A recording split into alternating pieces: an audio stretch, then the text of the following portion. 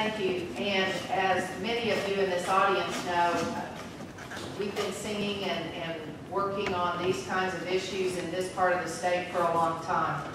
As the colleagues here on the table know, because they've heard me say it before, I'm very proud of the fact that I was the House author with Senator Wilkerson of the first drug court bill that we passed in the state of Oklahoma. I was proud of the fact that I helped write some of the community sentencing language that was passed by this state and trying to set up programs, because I recognized from my time on the bench and then specifically with the parole board that judges were sentencing people to prison because they believed there were programs that would help correct behavior in prison when we didn't have resources for programs in the community. And as time went on, that became less and less true because there were fewer and fewer programs within the Department of Corrections.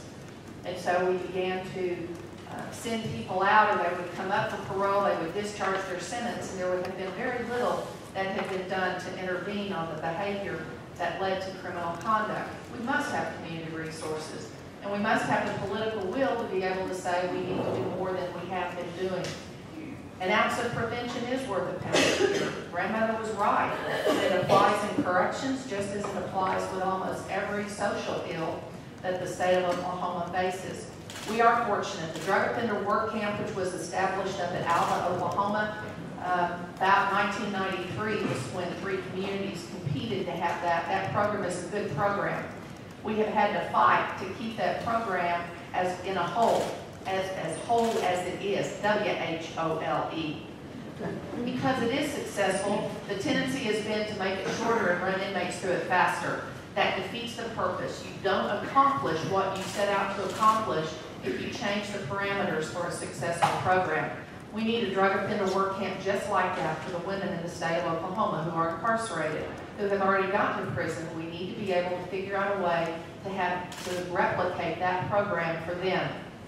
This, without saying again, mental health court, drug court, community sentencing, let me tell you about a program I saw this last week.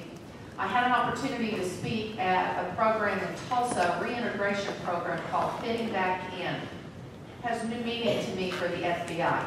It is a program since 2006, has 4 locations in the state of Oklahoma and 1 in Colorado.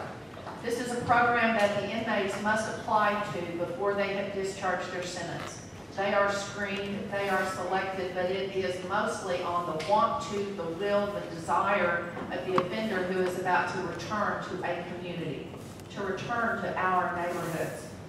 This program, in the short time it has been in existence, has had 747 graduates.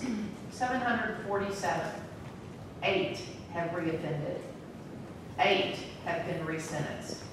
That's 1% basically. Slightly over 1%.